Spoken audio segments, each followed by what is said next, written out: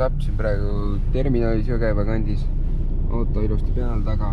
Võtsin mingi kuradi retrovurtsi. Siis põhimõtteliselt kuradi mingi 10 minta veel minna ja siis on võistlusel. Et jah, siis päevast tapme siin Kuremäe järve ääres praegu. Chat on seal. Katte peal. Ma praegu istun soojas. Kuradi, me jäime nii hilja peale, et jah, et ei olnud aega alguses midagi filmida. Tegin ühe prooviringi ära ja see on suht siuke uisutamisradana. Pikad sujuvad kurvid. Suht igav või noh, jah. Praegu olen esimese teise vooru ära sõitnud. Esimene voor 6, teine 7. Et väga hästi pole üldse läinud. See on siuke järverada. Väga ei meeldi mulle. Parema meelega oleks praegu Simunas. See on nagu ralli moodi see värk, siin on siuke uisutamine. Aga jah, siin on need väiksed pagid ka. Piik on veel. Piik tuleb peale seda, kui me oleme ära sõitnud need voorud. Piik oleks tahe sõita. Aga jah. Eks ta oleks. Aga jah, ma ei tea. See on nii igav video, ma ei tea, kas ma selle üldse postitan. Yeah.